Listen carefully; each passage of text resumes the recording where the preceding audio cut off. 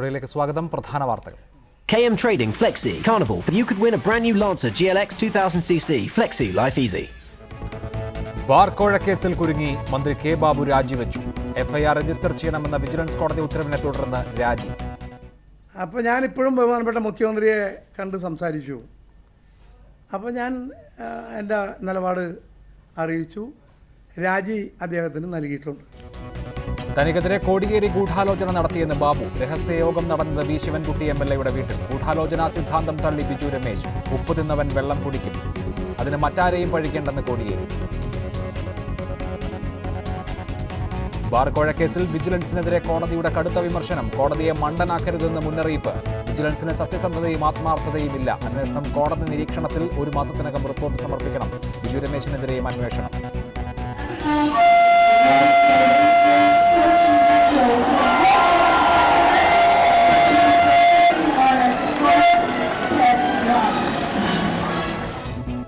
കൊച്ചി മെട്രോയുടെ പരീക്ഷണ ഓട്ടത്തിന് തുടക്കം. ഡിപ്പോ ടെസ്റ്റ് മുഖ്യമന്ത്രി ഫ്ളാഗ് ഓഫ് ചെയ്തു. 2016 തന്നെ പദ്ധതി കമ്മീഷൻ ചെയ്യുമെന്ന് KMR. ലാവലിൻ കേസിനെ തള്ളിക്കളഞ്ഞ് VS അച്യുതാനന്ദൻ. ലാവലിൻ ഇപ്പോൾ പ്രശ്നമല്ല, പ്രശ്നങ്ങൾ വഴിതിരിച്ചുവിടാനാണ് ഭരണപക്ഷ ശ്രമമെന്നും VS.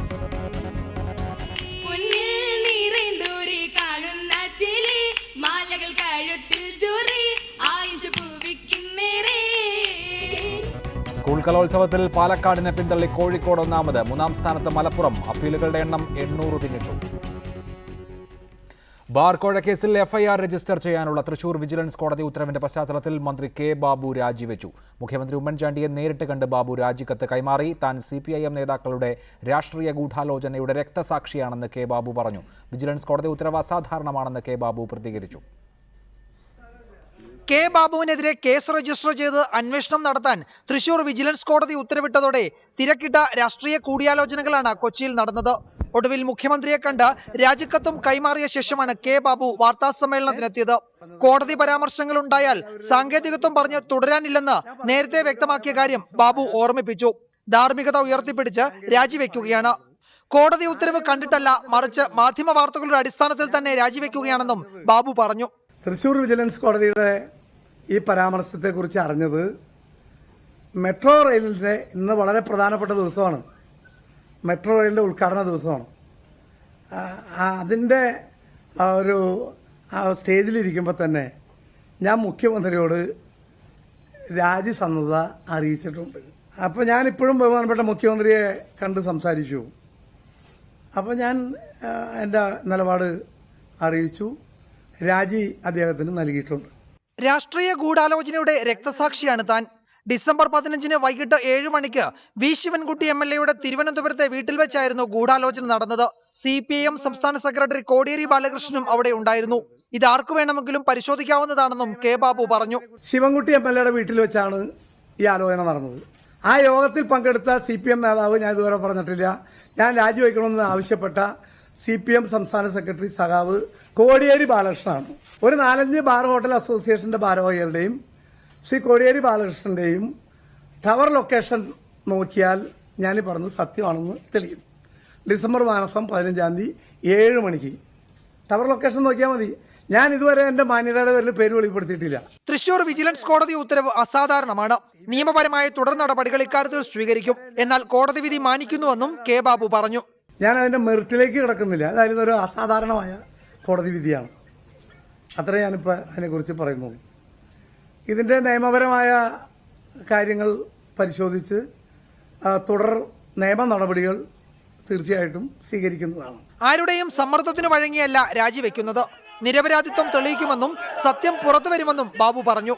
വർഷങ്ങൾ നീണ്ട പൊതുപ്രവർത്തന ജീവിതത്തിനിടെ ആരുടെയും പക്കൽ നിന്നും സൗജന്യങ്ങൾ കൈപ്പറ്റിയിട്ടില്ല. തൃപ്പൂണിത്തുറയിലെ ജനങ്ങൾക്ക് തന്നിലുള്ള വിശ്വാസം നഷ്ടപ്പെട്ടിട്ടില്ലെന്നും കെ ബാബു കൂട്ടിച്ചേർത്തു. റിപ്പോർട്ടർ, കൊച്ചി. ഈ വിഷയത്തിൽ Biju Ramesh, advocate Jayashankar, T Siddique, V Sunilkumar MLA, Shri elegance Binoy തുടങ്ങിയവർ ചർച്ചയിൽ. ആദ്യം ശ്രീ ബിജു രമേശ്, വി ശിവൻകുട്ടി MLAയുടെ വീട്ടിൽ കോടിയേരി ബാലകൃഷ്ണനും താങ്കളും തമ്മിൽ നടത്തിയ ഗൂഢാലോചനയുടെ ഫലമായിരുന്നു കെ ബാബുവിനെതിരെയുള്ള ആരോപണം എന്നുള്ളതാണ് അദ്ദേഹം ഇന്ന് രാജിവെച്ചതിനൊപ്പം പറഞ്ഞത്. ഞാനൊരു രാഷ്ട്രീയ ഗൂഢാലോചനയുടെ രക്തസാക്ഷിയാണ് എന്ന് പ്രഖ്യാപിച്ചുകൊണ്ടാണ് അദ്ദേഹം മന്ത്രിസ്ഥാനം വിട്ടിറങ്ങുന്നത്.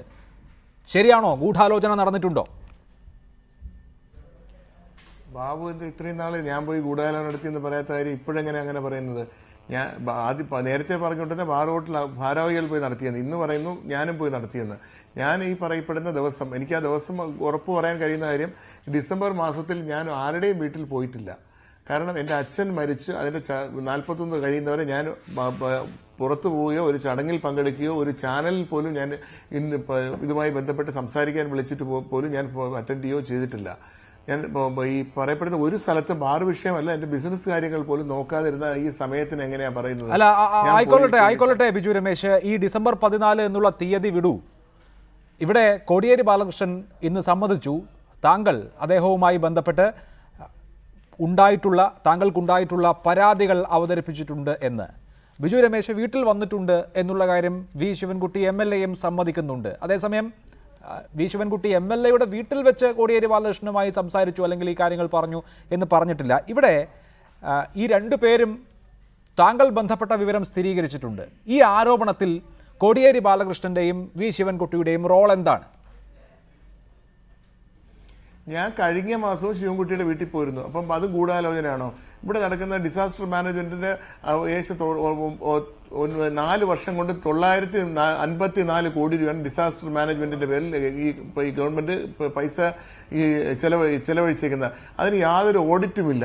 അപ്പോൾ ഈ രീതിയിൽ 940 എന്ന് വെച്ചാൽ 1000 കോടി രൂപയുടെ ഇതാണ് 4 വർഷം കൊണ്ട് നമ്മൾ റൗണ്ട് ചെയ്ത് പറയുകയാണെങ്കിൽ 1000 കോടി രൂപ 4 വർഷം കൊണ്ട് ഡിസാസ്റ്റർ മാനേജ്മെന്റ് പേരിൽ ചെലവഴിച്ച് കളഞ്ഞിരിക്കുന്നത്. അതിന്റെ കുറേ റെക്കോർഡ്സ് കൊണ്ട് ഞാൻ ശിവൻകുട്ടി MLA കൊടുത്തു. അത് അതിനെക്കുറിച്ച് നോക്കാനും ഇത് ഇത്രയും അഴിമതികളാണ് ഇവിടെ നടക്കുന്നത്, ഇതിനെക്കുറിച്ച് അന്വേഷിക്കണമെന്ന് പറഞ്ഞുകൊണ്ട്.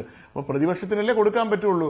ബാർ വിഷയമായി അത്തരം കാര്യങ്ങൾ അവിടെ നിൽക്കട്ടെ. ഞാൻ ചോദിക്കുന്നത്, UDF സർക്കാരിലെ കൂടുതൽ മന്ത്രിമാർക്കെതിരെ നിങ്ങൾ ആരോപണം ഉന്നയിക്കണം. അങ്ങനെ ആരോപണം ഉന്നയിച്ചാൽ LDF സർക്കാരിൻ്റെ കാലത്ത്, LDF സർക്കാർ വരുന്ന കാലത്ത് നിങ്ങൾക്കതിൻ്റെ ഗുണമുണ്ടാകും. അതായത് പൂട്ടിയ ബാറുകൾ തുറക്കും എന്ന് കോടിയേരി ബാലകൃഷ്ണൻ നിങ്ങളോട് പറഞ്ഞിട്ടുണ്ടോ? അങ്ങനെ ഒന്നും സംസാരിച്ചിട്ടില്ല. എന്നോട് പറഞ്ഞത് ബിജു മാത്രമല്ല, ഞാൻ ഇത് പറയപ്പെടുന്ന ശിവൻകുട്ടി MLAയുടെ വീട്ടിൽ പോയിരുന്നും സംസാരിച്ച വിഷയമൊന്നും അല്ലാതെ. ഞാൻ AKG സെന്ററിൽ പോയി കോടിയേരി ബാലകൃഷ്ണൻ അദ്ദേഹത്തെ പോയി സഹാവിനെ പോയി കാണുകയും അദ്ദേഹത്തോട് ഈ കാര്യങ്ങൾ കംപ്ലീറ്റ് പറയുകയും ചെയ്തു. അപ്പോൾ ഇത് ബിജു മാത്രമല്ലേ ഇത് പറയുന്നുള്ളൂ, ബാക്കി എല്ലാവരും കൂടി ഇത് പറയുന്നില്ലല്ലോ. അവരെല്ലാവരും കൂടി ഇത് പറയും, ഈ സത്യാവസ്ഥകൾ നിങ്ങൾ പുറത്തു കൊണ്ടുവരികയും ചെയ്താൽ നിങ്ങളെ കാര്യത്തിൽ എങ്ങനെ സഹായിക്കാൻ പറ്റും, അപ്പോഴേ നമുക്ക് ആലോചിക്കാൻ പറ്റുള്ളൂ. അങ്ങനെ പറയണമെങ്കിൽ അപ്പോഴും നിങ്ങൾക്ക് പറ്റിയിരിക്കുന്ന അവസ്ഥകൾ ഇതൊക്കെയാണെന്ന് നിങ്ങൾ കോടതിയിലും ബാക്കിയുള്ള കാര്യങ്ങൾ എല്ലാവരോടും പറയുക. നിങ്ങളുടെ അവസ്ഥകൾ അറിഞ്ഞതിന് ശേഷം ഈ കോടികൾക്ക് വേണ്ടിയാണ് നിങ്ങളുടെ ഇതെല്ലാം പൂട്ടിച്ചത് എന്ന് മനസ്സിലാകുകയാണെങ്കിൽ ഞങ്ങൾക്ക് എന്താ ചെയ്യാൻ പറ്റുമെന്ന് നമുക്ക് അപ്പോഴും ആലോചിക്കാമെന്ന്. പക്ഷേ ശ്രീ ബിജു രമേശ്, ഗോകുലം പാർക്കിൽ എറണാകുളത്ത് താങ്കളെ അനുകൂലിക്കുന്ന ബാർ ഉടമകളുടെ യോഗം ചേർന്നപ്പോൾ താങ്കൾ ആ യോഗത്തിൽ പറഞ്ഞത് UDF സർക്കാരിലെ കൂടുതൽ മന്ത്രിമാർക്കെതിരെ വെളിപ്പെടുത്തലുകൾ നടത്തിയാൽ അത് തെളിയിക്കാൻ കഴിഞ്ഞാൽ LDFന്റെ ഭാഗത്ത് നിന്ന് അടുത്ത തവണ അവർ അധികാരത്തിൽ വരുമ്പോൾ ബാറുകൾ തുറക്കുന്നത് സംബന്ധിച്ച അനുകൂലമായ തീരുമാനം ഉണ്ടാകുമെന്ന് താങ്കൾ പ്രഖ്യാപിച്ചു. അതിൻ്റെ വീഡിയോ ദൃശ്യങ്ങൾ പിന്നീട് കെ ബാബു പുറത്തുവിട്ടത് താങ്കൾക്ക് ഓർമ്മയുണ്ടാവുമല്ലോ. ഇല്ലല്ലോ, ഉറപ്പ് പറഞ്ഞിട്ടുണ്ടെന്നും ഞാൻ പറഞ്ഞിട്ടില്ല. അത് വേണമെങ്കിൽ ആ CD ബാബു തന്നിട്ടുള്ള CD എടുത്ത് ഒന്നുകൂടെ കേൾക്കുക. അങ്ങനെ ഉറപ്പ് ആരും തന്നിട്ടില്ല.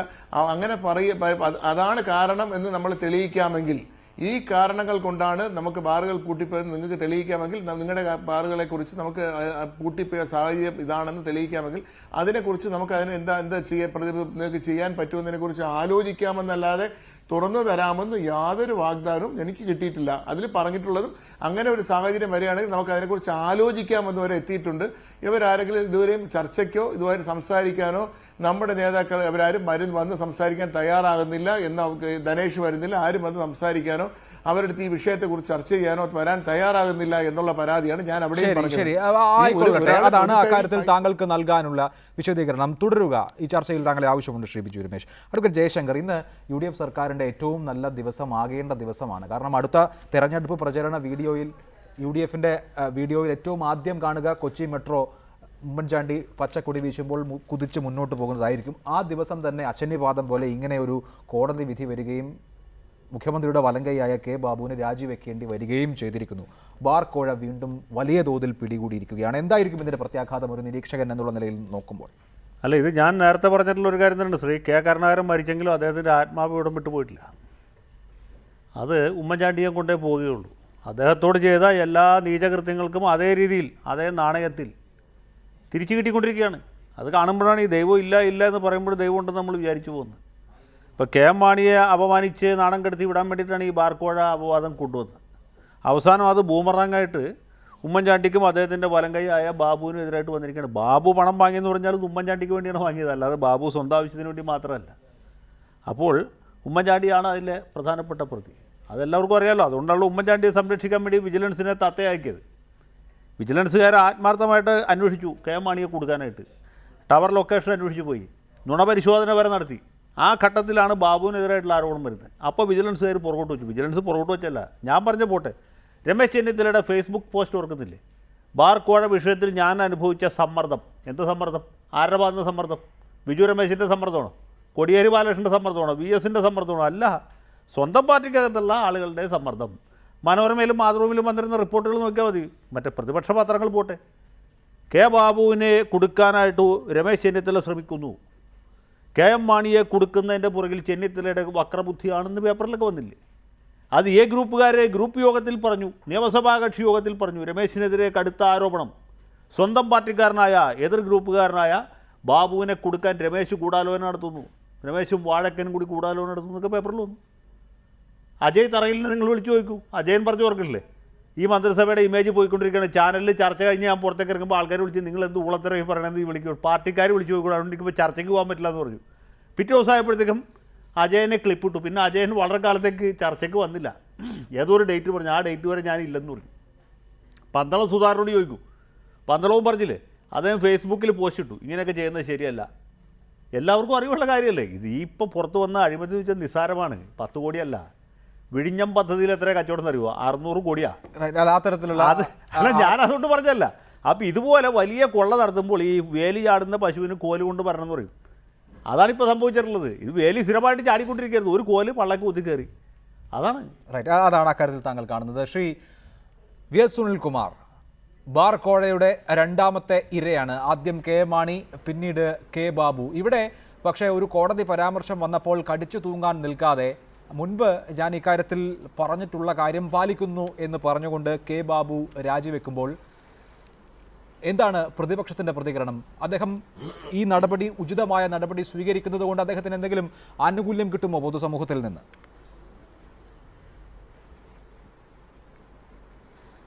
അല്ല, ഇത് കെ ബാബു രാജിവെച്ചത് നല്ല കാര്യമാണ്. കാരണം കടിച്ചു തൂങ്ങി കഴിഞ്ഞാൽ അദ്ദേഹത്തിന് അറിയാം കൂടുതൽ അപകടത്തിലേക്ക് ഇത് ചെന്നെത്തുമെന്ന കാര്യം അദ്ദേഹത്തിന് അറിയാം. പക്ഷേ അത് രാജിവെച്ചതോടുകൂടി ഇത് വളരെ ഗൗരവമായിട്ടൊരു വിഷയമായിട്ട് വീണ്ടും മാറുകയാണ്. രാജിവെക്കുന്നതോടുകൂടി പ്രശ്നം അവസാനിക്കുകയല്ല. ഈ രാജി ഒരു ചീട്ടുകൊട്ടാരം വീഴുന്നത് പോലെ ഇങ്ങനെ പതുക്കെ പതുക്കെ പൂർണ്ണമായിട്ടുള്ള രാജിയിലേക്ക് എത്തിച്ചേരും. കാരണം ഇവിടെ നേരത്തെ ജയശങ്കർ സൂചിപ്പിച്ച പോലെ കെ ബാബു കൈക്കൂലി വാങ്ങി എന്ന് വിശ്വസിക്കുന്നുണ്ടെങ്കിൽ അത് അദ്ദേഹത്തിന് വേണ്ടി മാത്രമായിരിക്കില്ല, അദ്ദേഹത്തിന്റെ പിന്നിൽ മറ്റു പല പ്രഗത്ഭന്മാരും പ്രഗമനന്മാരും അടക്കമുള്ള ആളുകൾ ഉണ്ടാകും എന്ന കാര്യത്തെപ്പറ്റി അദ്ദേഹം സൂചിപ്പിച്ചല്ലോ. അപ്പൊ ആ നിലയിലേക്ക് വരുമ്പോൾ ഇതിന്റെ വഴി ഇനി എത്തിച്ചേരാൻ പോകുന്നത് ബഹുമാനപ്പെട്ട കേരള മുഖ്യമന്ത്രിയിലേക്ക് തന്നെയായിരിക്കും. കാരണം ഇത്തരം കാര്യങ്ങളിലെല്ലാം പ്രധാനപ്പെട്ടപ്പോൾ ബിജു രമേശ് പറഞ്ഞൊരു പ്രധാനപ്പെട്ട കാര്യമുണ്ട്. എന്താണ്? ഞാൻ ഈ മന്ത്രിമാർക്ക് പണം കൊടുക്കാൻ പോയതെല്ലാം ഉമ്മൻചാണ്ടിയോടുകൂടി പറഞ്ഞുകൊണ്ടാണ്, അദ്ദേഹത്തിന്റെ നിർദ്ദേശപ്രകാരമാണെന്നാണ്. അപ്പോൾ ഈ പണം കൊടുത്ത കാര്യത്തെപ്പറ്റി അന്വേഷിക്കുന്ന കൂട്ടത്തിൽ അത് എത്തിച്ചേരും സ്വാഭാവികമായിട്ടും കെ എം മാണിയിലേക്കും ബാബുവിലേക്കും മാത്രമല്ല 27 കോടി രൂപയോളം പിരിച്ചിട്ടുണ്ടെന്നും ആ പിരിച്ച തുക എവിടെ പോയി എന്നും അന്വേഷിക്കാത്തിടത്തോളം കാലം ഇനി ഒരു CBI എൻക്വയറിയുടെ ഫയല് ഇവിടെ ഹൈക്കോടതിക്ക് എടുക്കുകയാണ്. അതുകൂടെ വരുന്നതോടുകൂടി കേരളത്തിലെ മുഖ്യമന്ത്രി അടക്കമുള്ള ഇതുമായി ബന്ധപ്പെട്ട എല്ലാ മന്ത്രിമാർക്കെതിരെയും ഈ വിധി വരാൻ പോവുകയാണ്. ഈ രാജി എന്ന് പറയുന്ന വിധിയിലേക്ക് എത്തിച്ചേരും. പല ആളുകൾക്കും അവരുടെ ഉറക്കം നഷ്ടപ്പെടുന്ന ദിവസങ്ങളായിരിക്കും ഉണ്ടാകാൻ പോകുന്നത്. അതുകൊണ്ട് ഈ പ്രശ്നത്തിൽ പ്രതിപക്ഷത്തിനെതിരെ ഉന്നയിക്കുന്ന ഗൂഢാലോചന എന്ന് പറയുന്ന കള്ളക്കഥ അത് ഈ നാട്ടിലെ ജനങ്ങൾ വിശ്വസിക്കാൻ പോകുന്നില്ല. ഞങ്ങൾ ആർക്കെതിരെയും ഒരു ഗൂഢാലോചന നടത്തിയിട്ടില്ല. പ്രതിപക്ഷം എന്ന നിലയിൽ ജനങ്ങൾ ഞങ്ങളിൽ ഏൽപ്പിച്ചിരിക്കുന്ന ഭരണഘടനാപരമായ ഉത്തരവാദിത്തം നിർവഹിക്കുക എന്നുള്ളതാണ് ഞങ്ങളുടെ പ്രവർത്തനം.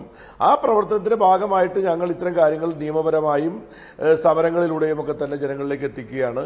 അത് ഗൂഢാലോചനയാണ് എന്ന് തെറ്റിദ്ധരിപ്പിച്ച് ഒരു അഴിമതി നടത്തിയതിനെ മൂടിവെക്കാൻ വേണ്ടി ആര് ശ്രമിച്ചാലും അത് ജനങ്ങൾക്ക് മനസ്സിലാവും. ശരി, അതാണ് ആ കാര്യത്തിലെ നിലപാട്. തുടരുക. ടി സിദ്ദിഖ്, നിയമസഭാ തെരഞ്ഞെടുപ്പിന് 2.5 മാസം മാത്രം അവശേഷിക്കുമ്പോഴാണ്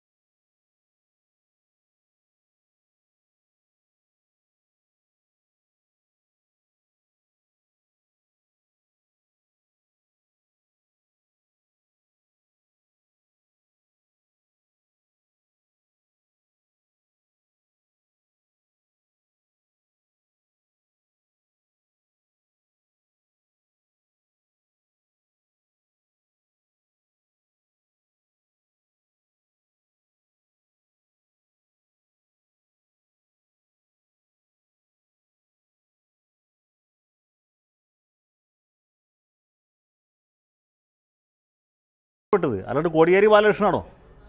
കോടിയേരി ബാലകൃഷ്ണനാണ് ബാബുവിനോട് രാജിവെക്കാൻ ഉത്തരവിട്ടതെന്ന് പറഞ്ഞാൽ ശരിയാണ്, ആ പറഞ്ഞതിന് ന്യായമുണ്ട്. ഇവിടെ സംഭവിച്ചിട്ടുള്ള ആരാ? കോടതിയാണ് ഉത്തരവിട്ടുള്ളത്. ആ ജഡ്ജി മാർസിസ്റ്റുകാരനായതുകൊണ്ടാണോ? CPI-കാരനായതുകൊണ്ടാണോ? അദ്ദേഹവും ശിവൻകുട്ടിയുടെ വീട്ടിൽ പോയി ചർച്ചയിൽ പങ്കെടുത്തിരുന്നു. ഗൂഢാലോചനയിൽ ജഡ്ജിക്ക് പങ്കുണ്ടോ? പറയട്ടെ ബാബു അത് പറയും. ഇനി അടുത്തായിട്ട് പറയും വിജിലൻസ് ജഡ്ജി പഠിക്കുന്ന കാലത്ത് SFI-കാരനായിരുന്നു, അല്ലെങ്കിൽ അദ്ദേഹത്തിൻ്റെ അമ്മായച്ചൻ മാർക്സിസ്റ്റ് പാർട്ടിയുടെ സമുന്നത നേതാവ് ലോക്കൽ കമ്മിറ്റി സെക്രട്ടറിയുമാണ്, അതുകൊണ്ടാണ് ഇങ്ങനെ ഓർഡർ ഇട്ടതെന്ന് പറയും. എന്നിട്ട് ആ ജഡ്ജിയുടെ വീട്ടിലേക്ക് പന്നക്കൊളുത്തി പ്രകടനം നടത്തട്ടെ. അതല്ലേ പറയേണ്ടത്. ഗൂഢാലോചന നടത്തിയത് കോടതിയുമായിട്ടല്ല, അല്ലാണ്ട് നമ്മളാരെങ്കിലുമായിട്ടാണോ? അല്ല, അതിൽ ഗൂഢാലോചന എന്ന ആരോപണം ഇല്ലെങ്കിലും കോടതി മുൻപിൽ ഒരു അന്വേഷണ റിപ്പോർട്ട് ഇല്ലാതെയാണ് ഇങ്ങനെ ഒരു ഉത്തരവിട്ടത് എന്ന വിമർശനം ഇപ്പോൾ തന്നെ ഉന്നയിച്ചു കഴിഞ്ഞു. ഇവിടെ ഒരു ക്വിക്ക് വെരിഫിക്കേഷൻ നടത്താൻ വിജിലൻസിനോട് ആവശ്യപ്പെടുന്നു. ക്വിക്ക് വെരിഫിക്കേഷൻ റിപ്പോർട്ട് കോടതിക്ക് മുൻപാകെ എത്തുന്നില്ല. അതിന് 1 മാസം കൂടി സമയം വിജിലൻസ് ആവശ്യപ്പെടുന്നു. ആ വിജിലൻസിന് ആ സമയം നൽകാതെയാണ് കോടതി ഇങ്ങനെ പറഞ്ഞിരിക്കുന്നത് എന്ന് ഇതിനോടകം തന്നെ ചൂണ്ടിക്കാണിച്ചു കഴിഞ്ഞു. അതാ പറഞ്ഞത്. ഇനി ഇതിലും വലിയ ആരോപണങ്ങൾ ഉടനെ വരും. ആ ജഡ്ജി LLB പരീക്ഷ MM ഹസനെ പോലെ കോപ്പി അടിച്ച് പാസ്സായ ആളാണ്, അദ്ദേഹത്തിന് ഡിഗ്രി ഇല്ല, PSCയെ പറ്റിച്ചാണ് അദ്ദേഹത്തിന് ജോലി കിട്ടിയതെന്നൊക്കെ പറയും. കാരണം എന്താ വെച്ചാൽ ഈ മാളത്തിൽ പുകകേറിയ എലിയുടെ അവസ്ഥയിലാണ് ബാബു, അദ്ദേഹത്തിൻ്റെ ഒപ്പമുള്ള ആൾക്കാർ. ഞാനിപ്പോൾ I ഗ്രൂപ്പിൻ്റെ പല ആൾക്കാരായിട്ട് സംസാരിച്ചു, അവർക്ക് സന്തോഷം കൊണ്ട് ഇരിക്കാനും നിൽക്കാനും വയ്യാത്ത അവസ്ഥയാണ്. ഇന്നിപ്പോൾ ഏറ്റവും കൂടുതൽ സന്തോഷിക്കുന്ന രമേശ് ചെന്നിത്തലയാണോ അതോ VM സുധീരനാണെന്ന് വെച്ചാൽ എനിക്ക് പോലും പറയാൻ പറ്റില്ല. അത്ര വലിയ സന്തോഷമാണ് കോൺഗ്രസ് വൃത്തങ്ങളിലുണ്ടായിട്ടുള്ളത്. കാരണം ഇത് അഴിമതി കളവ് തുടങ്ങിയിട്ട് കാലം കുറയായില്ലേ? റൈറ്റ്, അതാണ് താങ്കൾ ചൂണ്ടിക്കാണിക്കുന്നത്. ശ്രീ T. സിദ്ദിഖ് അഴിമതി കേസിൽ കുടുങ്ങി കോൺഗ്രസ് മന്ത്രിക്ക് രാജിവെക്കേണ്ടി വന്നിരിക്കുന്നു. രാഷ്ട്രീയമായി വല്ലാതെ പ്രതിരോധത്തിലാക്കുന്നുണ്ടല്ലോ. അതും ഒരു നിയമസഭാ തെരഞ്ഞെടുപ്പ് ഇത്ര തൊട്ടടുത്ത് എത്തി നിൽക്കെ നിങ്ങൾ ഇതിനെ എന്ത് പറഞ്ഞാണ് നേരിടുക?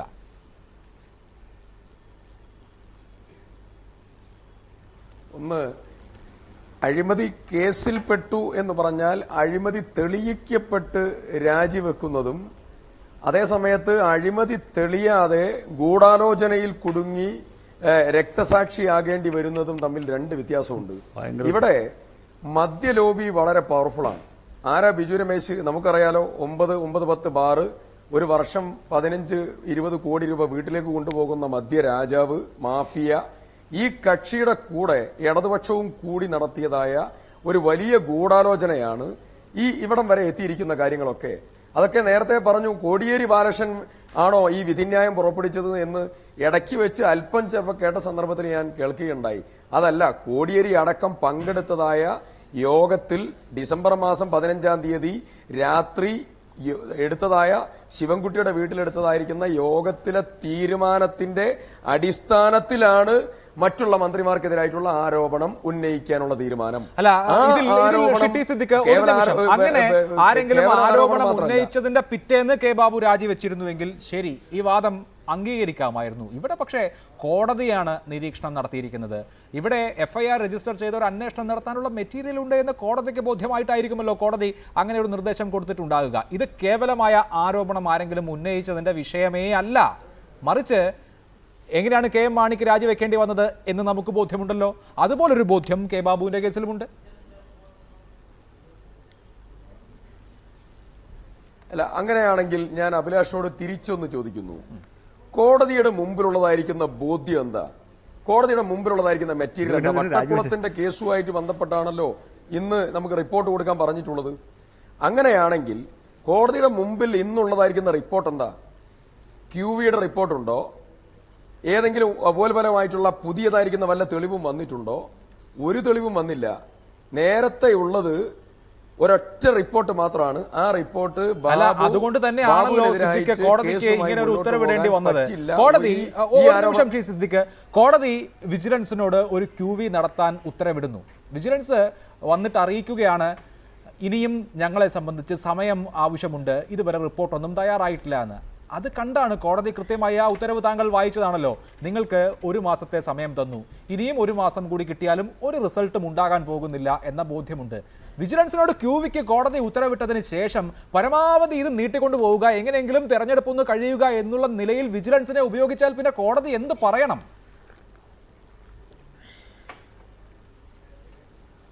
ഞങ്ങൾക്ക് തെരഞ്ഞെടുപ്പ് ഒരുപക്ഷെ ഇടതുപക്ഷത്തിന് വേണ്ടിയിട്ടുള്ള ഒരു സമീപനമാകാം. ഞങ്ങൾക്ക് ഈ കേസിൽ തെരഞ്ഞെടുപ്പ് ഈ കാര്യവുമായി ബന്ധപ്പെട്ടുകൊണ്ട് അതിനു മുമ്പ് തന്നെ ഇതെല്ലാം സത്യസന്ധമായി ജനങ്ങളെ ബോധ്യപ്പെടുത്തണം എന്നുള്ളതാണ് ഞങ്ങളുടെ ഉത്തരവാദിത്തം. അതിനുള്ളതായിരിക്കുന്ന ഒരു സ്റ്റെപ്പ് ഇപ്പോൾ വന്നു എന്നാണ് ഞങ്ങൾ വിശ്വസിക്കുന്നത്. ഒന്ന്, ഇടതുപക്ഷവും മദ്യലോബിയും തമ്മിലുള്ള ടൈപ്പ് കേരളത്തിൽ വരാൻ പോകുന്ന ഏറ്റവും വലിയ ചർച്ച. രണ്ട്, ഇടതുപക്ഷത്തിന്റെ മദ്യനയം എന്താണ് എന്നുള്ളത് രണ്ടാമത്തെ ചർച്ച. അവർ വന്നാൽ ഈ പൂട്ടിയ ബാറുകൾ തുറക്കുവോ എന്നുള്ളത് മൂന്നാമത്തെ ചർച്ച. അതിനൊക്കെ കേരളം കടക്കാൻ പോവുകയാണ്. ഞാൻ ഇവിടെ ചോദിക്കുന്ന ഒരു പ്രധാനപ്പെട്ട കാര്യം, ചൂണ്ടിക്കാണിക്കുന്ന ഒരു പ്രധാനപ്പെട്ട കാര്യം, ഇന്ന് വിജിലൻസ് കോടതിയുടെ മുമ്പിൽ ഒരൊറ്റ റിപ്പോർട്ട് മാത്രമേ ഉള്ളൂ. രണ്ടാമത് ഒരു തെളിവില്ല. പിന്നെ എന്തുകൊണ്ട് ഇത് കോടതി ഇങ്ങനെ പറഞ്ഞു? അപ്പോഴാണ് അഭിലാഷിന്റെ ചോദ്യം, നിങ്ങൾ എന്തുകൊണ്ട് സമയം നീട്ടി ചോദിച്ചു? ആണല്ലോ, സമയം നീട്ടി ചോദിച്ചാണല്ലോ പ്രശ്നമായത്. എങ്ങനെ സമയം നീട്ടി ചോദിക്കാതിരിക്കും? ഞാൻ ചോദിക്കുന്ന ഒരു പ്രധാനപ്പെട്ട കാര്യം, ലളിതകുമാരി കേസാണെങ്കിലും അനിൽകുമാർ വേഴ്സസ് അയ്യപ്പദാസ് ആണെങ്കിലും ഈ കേസുകളിലൊക്കെ സുപ്രീം കോടതിയുടെ പരമപ്രധാനമായ നിരീക്ഷണം ഒരു പൊതുപ്രവർത്തകനെതിരെ അബ്ഡക്ഷൻ കേസാണെങ്കിലും അതുപോലെ പബ്ലിക് സർവൻസിനെതിരായിട്ടുള്ള കേസാണെങ്കിലും ഈ കേസുകളിലൊക്കെ FIR രജിസ്റ്റർ ചെയ്യുന്നതിന് മുമ്പായിട്ട് എൻക്വയറി നടത്തണം.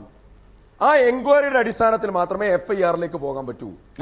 ആ കേസിന്റെ മർമ്മം, ലളിതകുമാരി കേസിന്റെ മർമ്മം ഒരു കോഗ്നിസബിൾ ഒഫൻസ് ഉണ്ട് എന്ന വെളിപ്പെടുത്തൽ ഉണ്ടായാൽ FIR രജിസ്റ്റർ ചെയ്യണം എന്നുള്ളതാണല്ലോ. ഇവിടെ കെ മാണിയുടെ കാര്യത്തിൽ അത് ഉണ്ടായി, കെ ബാബുവിന്റെ കാര്യത്തിൽ അത് ഉണ്ടായിട്ടില്ല. ഉണ്ടായിട്ടില്ല ഷിറ്റി സിദ്ദിഖ്. അതിന് പകരം 1997 വിജിലൻസ് അവസാനിപ്പിച്ച പ്രിലിമിനറി എൻക്വയറി എന്ന സമ്പ്രദായം ഉണ്ടാകുന്നു. കെ ബാബുവിന് അനുകൂലമായ ഒരു റിപ്പോർട്ട് തയ്യാറാകുന്നു. ആ PE-യുടെ റിപ്പോർട്ടല്ലേ ഇന്നും കോടതിയുടെ മുമ്പിലുള്ളൂ. എന്നിട്ടും കോടതി എന്തിനാണ് ഇങ്ങനെ ഒരു ഉത്തരവിട്ടത് എന്നുള്ളതാണല്ലോ സംശയം. കോടതി ഉത്തരവിൽ അത് വളരെ വ്യക്തമാക്കുന്നുണ്ടല്ലോ. കോടതി ഒരു ക്വിക്ക് വെരിഫിക്കേഷൻ ഉത്തരവിടുന്നു. 1.5 മാസം അതിനു മുകളിൽ വിജിലൻസ് കളയുന്നു, പാഴാക്കുന്നു. ഒരു റിപ്പോർട്ടുമില്ല. ഈ വിജിലൻസ് സംവിധാനത്തെ കൊണ്ട് ഒരു പ്രയോജനവുമില്ല എന്ന് കോടതിക്ക് തോന്നുന്നു. കർശനമായ നിർദ്ദേശം നൽകുകയാണ് FIR രജിസ്റ്റർ ചെയ്ത് അന്വേഷണം നടത്താൻ. കോടതിക്ക് അതല്ലേ പറ്റൂ.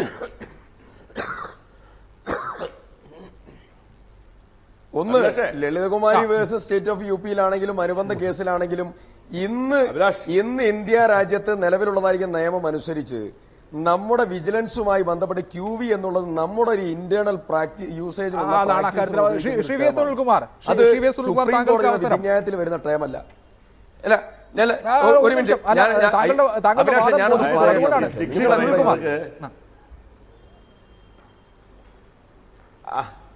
അതായത് ഈ സിദ്ദിഖ് ഈ കോടതിക്ക് എന്താണ് റിപ്പോർട്ട് എന്നാണല്ലോ ഇപ്പൊ സിദ്ദിഖ് ചോദിച്ചത്. ഞാൻ സിദ്ദിഖിനോട് ഒരു കാര്യം ചോദിക്കട്ടെ. ഈ പ്രിലിമിനറി എൻക്വയറി എന്ന് പറയുന്ന എൻക്വയറി നടത്തി ആ റിപ്പോർട്ട് കോടതിക്ക് കാത്തു കൊടുത്തു.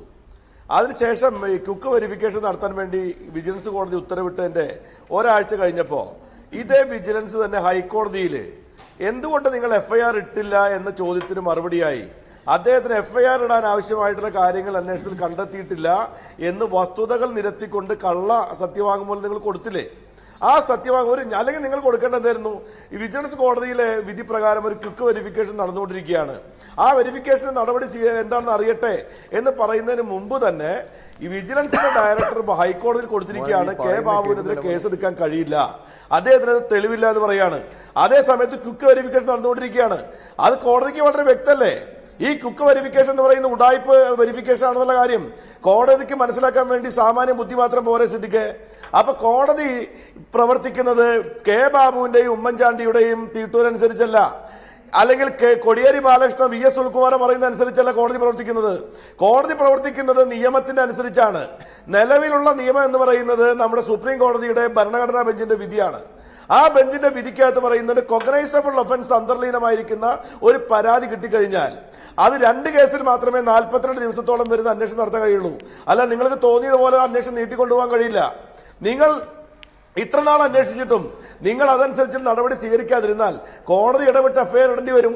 അത് എത്ര കാലമായി ഞങ്ങൾ പറഞ്ഞുകൊണ്ടിരിക്കുന്ന കാര്യമാണ്. ഈ ചാനൽ തന്നെ ഞാനടക്കം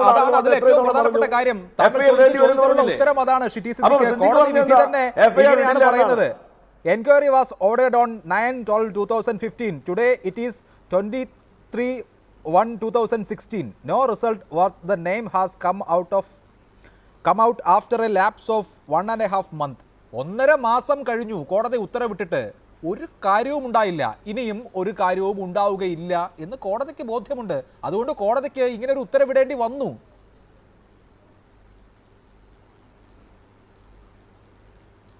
ഒന്ന്, ആ പറയുന്നതിൽ ഒരടിസ്ഥാനമില്ല. ഇതിന്റെ കാര്യം എന്താണെന്ന് വെച്ചാൽ ഇപ്പോ ഈ ഞാൻ നേരത്തെ പറഞ്ഞത് വീണ്ടും ആവർത്തിക്കല്ല. ഒരു പൊതുപ്രവർത്തകനെതിരെ FIR ഇടണമെങ്കിൽ ഒരു എൻക്വയറി റിപ്പോർട്ടിന്റെ അടിസ്ഥാനത്തിൽ മാത്രമേ പറ്റൂ.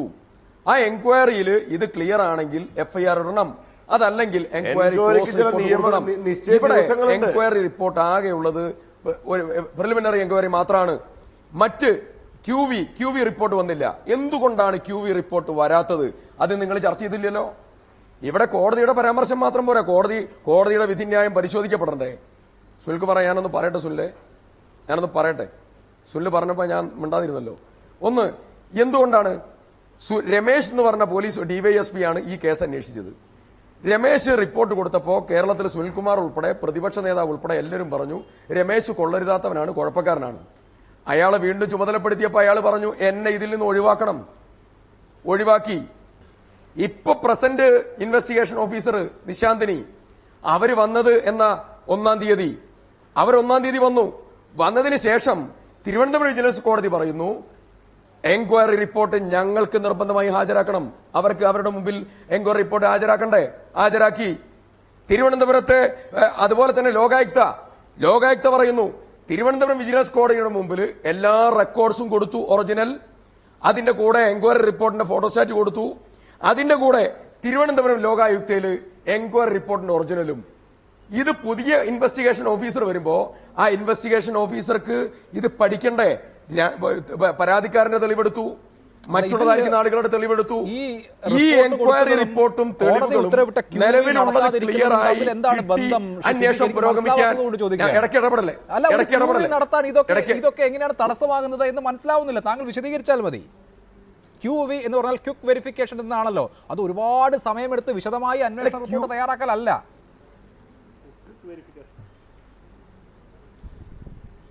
ഒന്ന്, ക്വിക്ക് വെരിഫിക്കേഷൻ റിപ്പോർട്ട് തയ്യാറാക്കണമെങ്കിലും നേരത്തെയുള്ളതായിരിക്കുന്ന റിപ്പോർട്ട് അതിനാവശ്യമായിട്ടുള്ള നേരത്തെ കളക്ട് ചെയ്തിരിക്കുന്ന തെളിവുകൾ അതിന്റെ അടിസ്ഥാനത്തിൽ നിന്നുകൊണ്ട് തന്നെ മുന്നോട്ട് പോകേണ്ടതുണ്ട്. നേരത്തെ ഉള്ളതായിരിക്കുന്ന റിപ്പോർട്ടിന്റെ അടിസ്ഥാനത്തിൽ തന്നെ മുന്നോട്ട് പോകേണ്ടതുണ്ട്.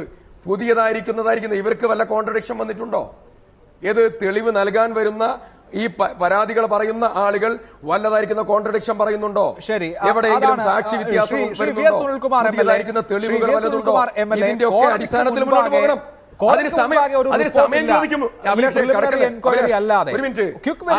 ഉത്തരവിട്ട കോടതി ആ ക്വിക്ക് വെരിഫിക്കേഷൻ റിപ്പോർട്ട് കാത്തിരിക്കാതെ FIR ഇടാൻ നിർദ്ദേശം നൽകുക എന്നുള്ളതാണ് കോൺഗ്രസിനെ ചൊടിപ്പിച്ചിരിക്കുന്നത്. അല്ലെങ്കിൽ ഇവിടെ സിദ്ദിഖ് ചൂണ്ടിക്കാണിക്കുന്നത് കോടതിക്ക് ഈ അന്വേഷണ ഏജൻസി ചോദിച്ച സമയം കൊടുക്കാനുള്ള ബാധ്യതയില്ലായിരുന്നു.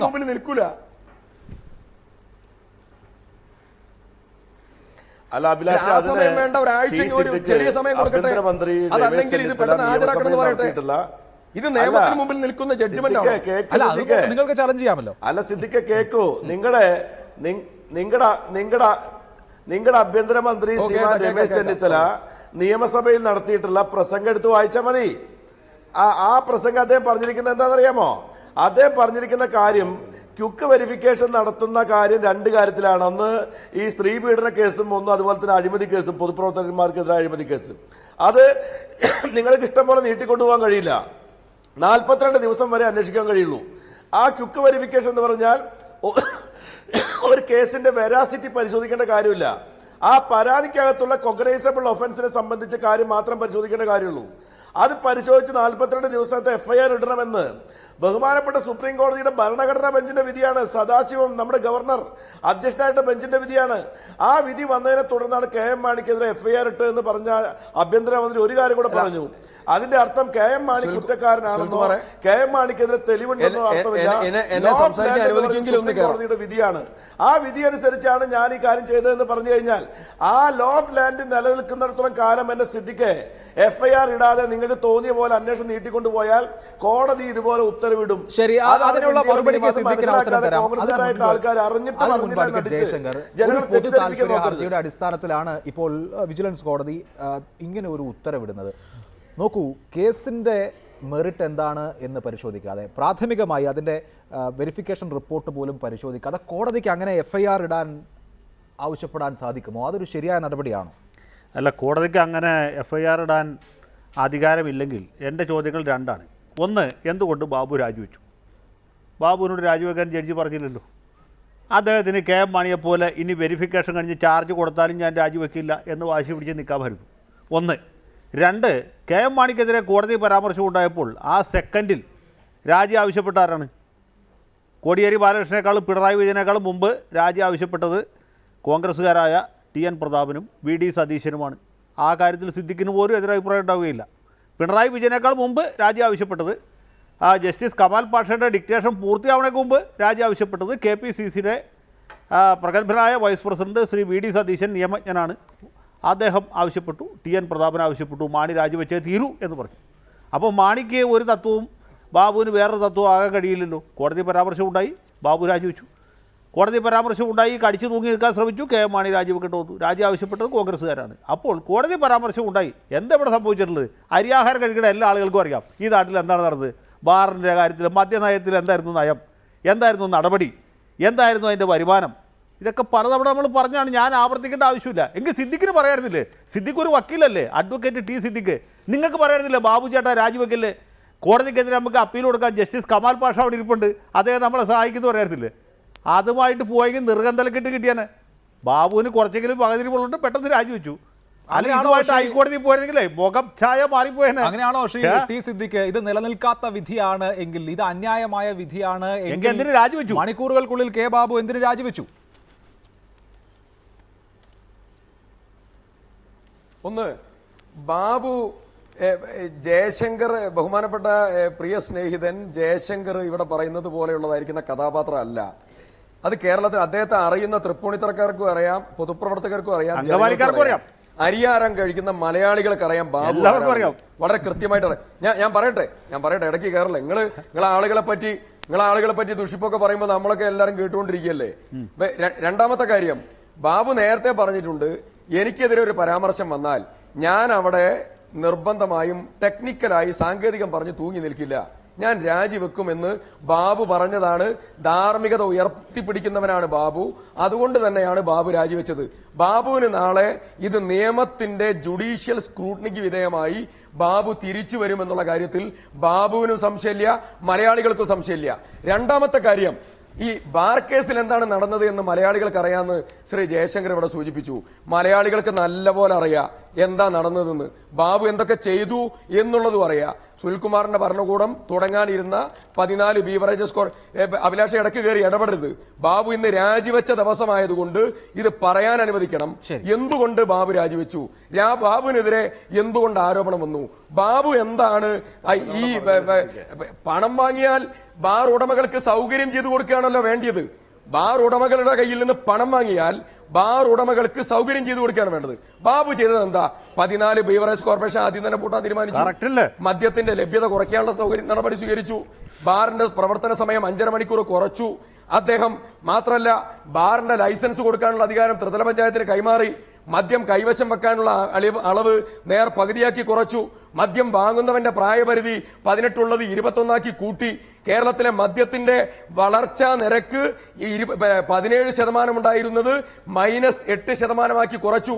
കേവലം 5 കൊല്ലം കൊണ്ട് മദ്യവർജനം പറയുന്ന സുനിൽകുമാറിന്റെ ഗവൺമെന്റ് 5 കൊല്ലം കൊണ്ട് ചെലവഴിച്ചത് മദ്യവർജനം പറയാൻ 92 ലക്ഷം.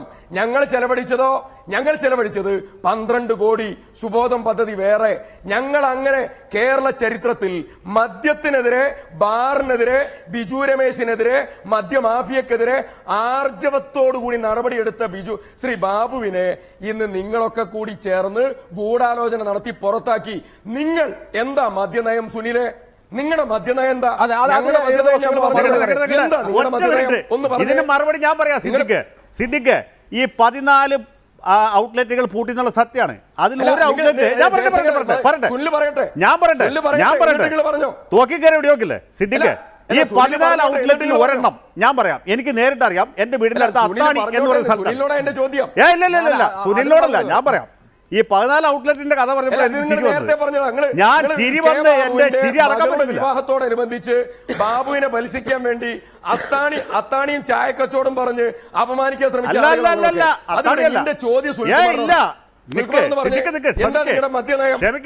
ക്ഷമിക്ക് അത്താണി അതല്ല, അത് അങ്കമാലിയിലാണ്, C ക്ലാസ് കട. അത് വേറെ. ഇത് അത്താണി.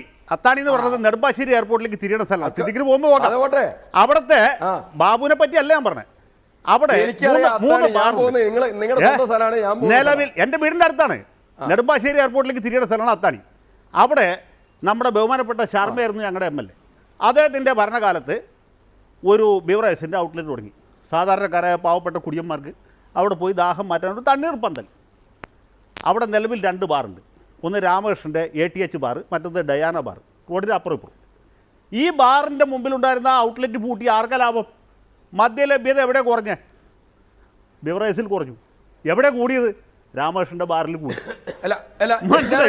രാമകൃഷ്ണന്റെ ബാറിലെ ലഭ്യത കൂടി. ജയശങ്കർ സാധാരണ പാവപ്പെട്ട കുടിയന്മാരെ അത്താണി ടൂറിസ്റ്റ് ഹോമിൽ പോയി കുടിക്കാൻ തുടങ്ങി. കഴിഞ്ഞില്ല.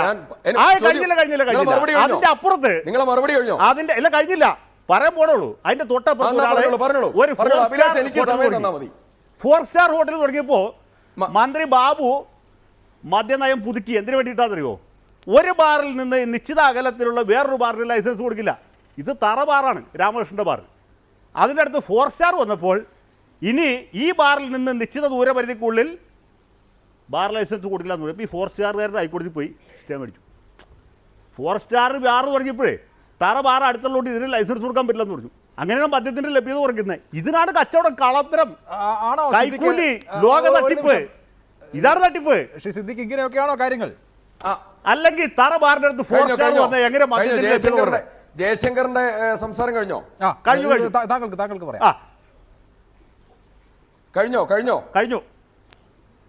കഴിഞ്ഞല്ലോ.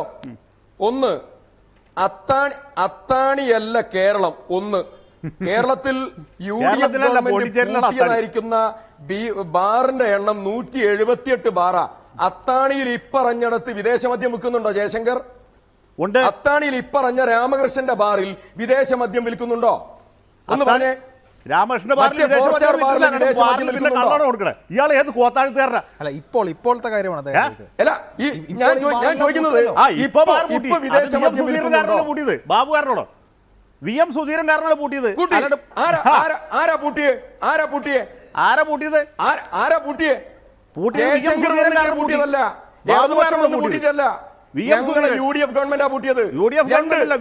കേരളത്തിൽ എത്ര ബീവറേജസ് കോർപ്പറേഷൻ പൂട്ടി? എത്ര ബീവറേജസ് ഔട്ട്ലെറ്റ് പൂട്ടി? സുനിൽകുമാറിന്റെ പാർട്ടി, ജയശങ്കറിന്റെ പാർട്ടി കേരളം ഭരിക്കുമ്പോ കേരളത്തിൽ തുടങ്ങിയത് ഇടയ്ക്ക് കേരള ഞാൻ പറയുന്നത് ജനങ്ങളൊന്ന് കേൾക്കട്ടെ. നിങ്ങൾ ജയശങ്കർ പറയുമ്പോ ഞാൻ അതൊന്ന് ജനം ഒന്ന് കേൾക്കട്ടെ. കേരളത്തിൽ ഇന്നസെന്റ് മാമുക്കോയെ വാൾ വെച്ച് കീഴടങ്ങും. സിദ്ദിഖിന്റെ തമാശ കേട്ടിട്ട് അവരൊക്കെ ഈ പണി നിർത്തി പോവും. ജഗതി ശ്രീകുമാർ ആശുപത്രിയിലായത് ഭാഗ്യമായി. അല്ലെങ്കിൽ പണി കഴിഞ്ഞു. ജയശങ്കറിന്റെ മഹാഗൗരവമുള്ള കാര്യമാണ്. ഞാൻ പറയട്ടെ,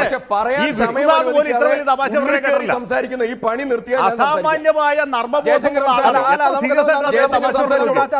നമുക്ക് ആ തർക്കം അവസാനിപ്പിക്കാം. ഒരു നിമിഷം. ശ്രീ എലഗൻസ് ബിനോയ്, ബാർ ഉടമ, ടെലിഫോൺ ലൈനിൽ. ശ്രീ ബിനോയ്,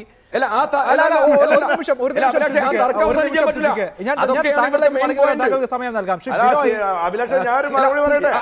താങ്കൾക്കും അവസരം തരാം. ശ്രീ ബിനോയ്, കെ ബാബു രാജിവെക്കേണ്ട ഒരു മന്ത്രിയാണോ? നിങ്ങൾക്ക് ബാർ പൂട്ടിയതുമായി ബന്ധപ്പെട്ടൊക്കെ ബുദ്ധിമുട്ടുണ്ടായിട്ടുണ്ട് എന്നുള്ളത് അവിടെ നിൽക്കട്ടെ. അതിനപ്പുറത്ത് ഈ കച്ചവടവുമായി ബന്ധപ്പെട്ട് നിങ്ങളടക്കമുള്ള ആളുകൾ ബന്ധപ്പെടുന്ന ആളാണല്ലോ. കെ ബാബു സംസ്ഥാനത്ത് രാജിവെക്കേണ്ട ഒരു മന്ത്രിയാണോ? അല്ല, സിദ്ദിഖ് അവിടെ നിന്നുകൊണ്ട് നിലവിളിക്കുന്നു കേട്ടോ. മരണ വീട് പോലെ ഇരുന്ന് നിലവിളിക്കുക. കാരണം ഇദ്ദേഹത്തിന്റെ നേതാവും രാജിവെച്ച ബാക്കിയുള്ള മന്ത്രിമാരും എല്ലാം ഇപ്പൊ റൂം അടച്ചിട്ട് കിടന്ന് കരയുക, നൊരോളിക്കുക. ഇതേ തുടരേണ്ട കാര്യമില്ലായിരുന്നല്ലോ. ഈ ആവശ്യമില്ലാതെ ഈ വികലമായ പോളിസി ഉണ്ടാക്കി ജനങ്ങളെ കബളിപ്പിച്ചത് ജനങ്ങൾക്ക് മനസ്സിലായല്ലോ എന്നോർത്ത് ബിനോയ് ഒരു നിലവിളിയല്ല. കേരളത്തിലെ ബിനോയ് അടക്കമുള്ള മദ്യ മാഫിയ എത്ര നിലവിളിച്ചാലും ഞങ്ങൾ അതിനോട് നിങ്ങൾക്കെതിരായി പോരാടും. ഞങ്ങൾ മദ്യലോബിയല്ല, ആളുകൾക്ക് മദ്യം കൊടുക്കുന്നവരല്ല, പിന്തുണയ്ക്കുന്നവരല്ല. നിങ്ങൾ എത്ര പറഞ്ഞാലും ഞങ്ങൾ മുട്ടുമടക്കില്ല. രാജി താൽക്കാലികമാണ്. ഞങ്ങൾ കരയില്ല. ഞങ്ങൾ ആർജവത്തോടു കൂടി നിൽക്കും. നിങ്ങളെ പോലെയുള്ള ബിനോയിയെ പോലെയുള്ള ബിജു രമേശിനെ പോലെയുള്ള മദ്യ മുതലാളിമാർക്ക് മുമ്പിൽ ആർജവത്തോടു കൂടി നിൽക്കും. അതാണ് ഒരു നിമിഷം ശ്രീ വി എസ് ഒരു നിമിഷം ശ്രീ വി എസ് സുനിൽകുമാർ, ഏറ്റവും പ്രധാനപ്പെട്ട ചോദ്യം ഈ അടച്ച ബാറുകളൊക്കെ നിങ്ങൾ വന്നാൽ തുറക്കുമോ എന്നുള്ളതാണ്. അങ്ങനെ ഒരു ഓഫറിന്റെ പുറത്താണ് ഈ ആരോപണം എന്ന വിമർശനം കെ ബാബു ഉന്നയിക്കുന്നു. അങ്ങനെയാണ് ഗൂഢാലോചന സിദ്ധാന്തം വരുന്നത്. ഏറ്റവും ഒടുവിൽ പിണറായി വിജയൻ ഇനി മുഖ്യമന്ത്രിയാകുമെന്നാണല്ലോ നമ്മൾ കരുതുന്നത്. അദ്ദേഹം കലാകൗമുദിക്ക് കൊടുത്ത ഇന്റർവ്യൂവിൽ പറയുന്നത് ഈ ബാർ പാവപ്പെട്ട ആളുകളൊക്കെ സ്വർണം പണയം വെച്ചും സ്ഥലം വിറ്റുമൊക്കെ ബാർ തുടങ്ങി, ഇപ്പോൾ അവർക്ക് കച്ചവടമില്ല, വലിയ പരിതാപകരമായ അവസ്ഥയിലാണ് അവർ എന്നൊക്കെയാണ്. നിങ്ങളുടെ പോളിസി എന്താണെന്ന് പറയൂ. ഭരണം കിട്ടിയിട്ടില്ല, പോളിസി ഉണ്ടാവുള്ളൂ. അഭിലാഷേ, ഞങ്ങളുടെ ഗവൺമെന്റ് അധികാരത്തിൽ വന്നാൽ ഞങ്ങൾ ബാർ തുറക്കുമെന്ന് ഞങ്ങളിപ്പോൾ തീരുമാനിച്ചിട്ടില്ല. CPI ഈ ഗവൺമെന്റിൽ ഇരിക്കുമ്പോൾ ബാർ തുറക്കാൻ വേണ്ടി പിന്തുണയ്ക്കണമെന്നും ഞങ്ങൾ തീരുമാനിച്ചിട്ടില്ല. ഇടതുപക്ഷ ജനാധിപത്യ മുന്നണി അത്തരം കാര്യങ്ങളെല്ലാം ശാസ്ത്രീയമായി തന്നെ തീരുമാനിക്കുള്ളൂ. നിങ്ങൾ മദ്യനയം പ്രഖ്യാപിക്കോ? കെ ബാബു അല്ല, ഞാൻ സംസാരിക്കില്ലേ? അല്ല, സിദ്ദിഖ് ഇടയിൽ കയറി ഞാൻ സിദ്ദിഖ് വ്യക്തമാക്കി തരാം. നിങ്ങൾ ഈ ബാർ പൂട്ടിയത് സിദ്ദിഖ്, നിങ്ങൾ ഈ ബാർ പൂട്ടിയത് നിങ്ങൾ കുറെ കാലം ആലോചിച്ചുറച്ച് ഈ ബാറെല്ലാം അടച്ച് മദ്യത്തിന്റെ ലഭ്യത കുറയ്ക്കാൻ വേണ്ടി വളരെ ആലോചിച്ചുറച്ച് സിസ്റ്റമാറ്റിക് ആയിട്ടാണോ നിങ്ങൾ ഈ ബാർ അടച്ചത്? ഒരു സുപ്രീം കോടതി വിധി വന്നതിനെ തുടർന്ന് നിങ്ങൾ നടത്തിയിട്ടുള്ള അഭ്യാസവും അതിനെ തുടർന്ന് കൈക്കൂലി കേസുണ്ടായി 2 മന്ത്രിമാര് രാജിവെക്കേണ്ടി വന്നതും നിങ്ങൾക്ക് വ്യക്തമായൊരു നയമില്ലാത്തതുകൊണ്ടല്ലേ? ഇപ്പൊ ഞങ്ങൾക്കെതിരെ ഗൂഢാലോചന പറയുന്നത്, ഞാൻ ഒരു കാര്യം പറയാം. ഈ എലഗൻ ബിനോയും ബിജു രമേശ് ഒഴികെയുള്ള എല്ലാ ആളുകളും മിണ്ടാതിരിക്കുന്ന കാരണം എന്താണെന്നറിയാമോ? നിങ്ങൾ അവരുമായി നടത്തിയ ഗൂഢാലോചനയാണ്. ഈ കെ ബാബു ഉമ്മൻചാണ്ടി പറഞ്ഞിരിക്കുന്നത് അടുത്ത ഗവൺമെന്റ് ഞങ്ങൾ തന്നെയാണെങ്കിൽ ഞങ്ങൾ ബാർ തുറന്നു വരാം എന്ന് പറഞ്ഞ് നിങ്ങൾ സുപ്രീം കോടതി ഒരു വിധി ഉണ്ടായാൽ ഞങ്ങൾ ബാർ തുറന്നു വരാം എന്ന് നിങ്ങൾ ഗൂഢാലോചന നടത്തി. പണ്ട് ഈ കഴുത അല്ല ഈ കരുവാന്റെ വീട്ടിലുണ്ടായിരുന്ന ഒരു കഴുതയും നായും തമ്മിൽ കഥ പറഞ്ഞ പോലെയാണ്. ഈ പറയുന്ന കരുവാന്റെ മകളെ ഞാൻ കെട്ടിച്ചു തരാം, എപ്പോഴെങ്കിലും ഈ കഴുതയെ കൊണ്ട് കെട്ടിക്കുമെന്ന് കള്ളു കുടിച്ചു വരുന്ന കരുവാൻ പറയുമ്പോ അത് കേട്ട് കഴുത എപ്പോഴെങ്കിലും എന്റെ മകളെ കെട്ടിച്ചു വരുമെന്ന് പ്രതീക്ഷിച്ചിരിക്കുന്ന പോലെ ഈ ബാർ ഉടമസ്ഥന്മാർ കെ ബാബു ഉമ്മൻചാണ്ടിയും പറയുന്നത് കേട്ട് സുപ്രീം കോടതി വിധി വന്നാൽ ഞങ്ങൾ ശരിയാക്കി തരാം. ഇപ്പൊ പറയുന്നത് എന്താ? സുപ്രീം കോടതി വിധി ബാറുകാർക്ക് അനുകൂലമാക്കി എടുക്കാൻ വേണ്ടി ശ്രമിച്ചവരാണ് ഉമ്മൻചാണ്ടിയും കെ ബാബുവും. എന്നാൽ അതിനെതിരായി നിന്നവരാണ് ഉമ്മൻചാണ്ടി, VM സുധീരനും TM പ്രതാപനും ഒക്കെ. അപ്പൊ എന്തിനാണ് ഈ കെ ബാബുവിനെയും ഉമ്മൻചാണ്ടിയെയും വെറും ജയിലിലേക്ക് അയക്കുന്നത്? ശ്രീ ടി സിദ്ദിഖ്, ഇനി എന്ത് ചെയ്യാനാണ് ഉദ്ദേശിക്കുന്നത്? കെ ബാബു രാജിവെച്ചു, ഒരു ഗൂഢാലോചന തിയറി മുന്നോട്ട് വെച്ചു, ഇതുകൊണ്ട് ഈ ചാപ്റ്റർ അവസാനിച്ചോ?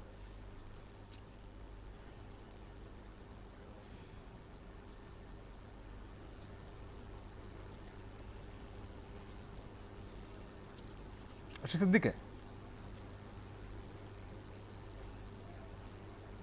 ഹലോ, കേൾക്കാമോ?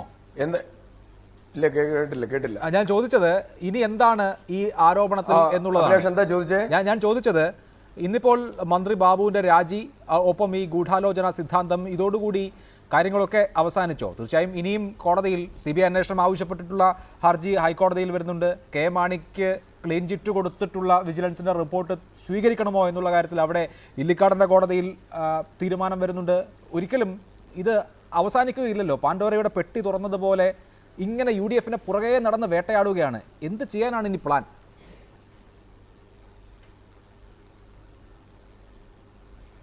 ഇതിൽ ഞാൻ ആ ആരോപണത്തിനുള്ള, ആ വിഷയത്തിനുള്ള ചോദ്യത്തിനുള്ള മറുപടി പറയുന്നതിന് മുമ്പ്, കേരളത്തിൽ സുനിൽകുമാറിന്റെയും അതുപോലെ ജയശങ്കർ പിന്തുണയ്ക്കുന്ന സംവിധാനത്തിന്റെയും ഗവൺമെന്റ് ഭരിച്ചപ്പോൾ കേരളത്തിൽ 152 ബാറാണ് സുനിലെ നിങ്ങൾ തുറന്നത്. ഞങ്ങൾ അത്താണിയിലുള്ള ബാർ അടക്കമുള്ള എല്ലാ ബാറിലെയും വിദേശമദ്യ വിൽപ്പന കേന്ദ്രം കേരളത്തിൽ 178 വിദേശമദ്യ ബാറുകൾ കേരളത്തിൽ പൂട്ടിയ ഗവൺമെന്റാണ് ഞങ്ങൾ. അതിന് ഇച്ഛാശക്തി കാണിച്ച മന്ത്രിയാണ് കെ ബാബു. ഞങ്ങൾ 72 ബീവറേജസ് ഔട്ട്ലെറ്റും പൂട്ടി. അത്താണിയിലെ കാര്യം എനിക്കറിയില്ല, പറഞ്ഞത് ശരിയാണെന്ന് ഞാൻ ഒരു വാദത്തിന് വേണ്ടി സമ്മതിച്ചാലും ശ്രീ ജയശങ്കർ ഒരു കാര്യം ആലോചിക്കുക. കോഴിക്കോട് മദ്യനിരോധന സമിതി നിങ്ങൾ ഭരിക്കുമ്പോൾ സമരം ചെയ്തുകൊണ്ടിരിക്കുന്ന കോട്ടൂളിയിലെ ബാറ് പൂട്ടി. കോഴിക്കോട് നഗരഹൃദയത്തിലെ ഏറ്റവും വലിയ സെയിൽസ് ഉണ്ടായിരുന്നതായ സമാനമായിട്ടുള്ള മുഹമ്മദ് അബ്ദുറഹ്മാൻ സാഹിബ് റോഡിലുള്ളതായിരിക്കുന്ന ഒരു ബാർ ഹോട്ടലും സമീപത്തില്ലാത്തതായിരിക്കുന്ന ബീവറേജ് കോർപ്പറേഷന്റെ ഔട്ട്ലെറ്റുകൾ പൂട്ടി. കോഴിക്കോടുള്ളതായിരിക്കുന്ന കാര്യങ്ങളൊക്കെ ഞങ്ങൾക്ക് കൃത്യമായിട്ട് അറിയാം. ഇങ്ങനെ ഒരു പരാതി ആദ്യമായിട്ടാണ് ഒരു ചർച്ചയിൽ ഞാൻ കേൾക്കുന്നത്. ഇതുവരെ ഒരു ചർച്ചയിലും ഈ പരാതി കേട്ടില്ല. മാത്രമല്ല 2024 കൂടി സമ്പൂർണ്ണ മദ്യരഹിത കേരളം എന്നുള്ളതായിരിക്കുന്ന സ്വപ്നത്തിലേക്കുള്ള ഓരോ ചുവടുവെപ്പ് കൃത്യമായി ആവിഷ്കരിച്ച് നടപ്പിലാക്കിയ മന്ത്രിയാണ് കെ ബാബു. കെ ബാബുവിനെതിരെയാണ് ഇപ്പൊ ബിജു രമേശാണല്ലോ ഒരു വർഷം കൊണ്ടുപോയത് 15 കോടിയാ. രാജിവെക്കേണ്ടി വരുമ്പോൾ അതിന്റെ അർത്ഥം ബിജു രമേശ് ഉന്നയിച്ച ആരോപണങ്ങളൊക്കെ ശരിയാണ് എന്ന് വരികയാണ് എന്നാണോ? ഞാൻ പറഞ്ഞല്ലോ കഴിഞ്ഞ ദിവസം ഈ കെ ബാബു അദ്ദേഹം ഇപ്പൊ കോടതിയിൽ നിയമത്തിന് മുമ്പിൽ ഒരു പ്രിസംഷൻ ഉണ്ട്. അത് പ്രിയ സ്നേഹിതറിയാ. അതുപോലെ ഒരു നിമിഷം നിയമസഭാ സാമാജികനാണ്. ശ്രീ ബിനോയോടാണ് ചോദ്യം. അദ്ദേഹത്തിലേക്ക് പോകാൻ സാധിക്കുന്നില്ല, സാങ്കേതികമായ തകരാറുകളുണ്ട്. ഇവിടെ അഡ്വക്കേറ്റ് ജയശങ്കർ, മദ്യനയം എന്നുള്ളത് ഈ UDF സർക്കാരിനെ സംബന്ധിച്ച് അടുത്ത തെരഞ്ഞെടുപ്പിലേക്ക് പോകുമ്പോൾ ഒരു വളരെ പ്രധാനപ്പെട്ട ഒന്നാണ്.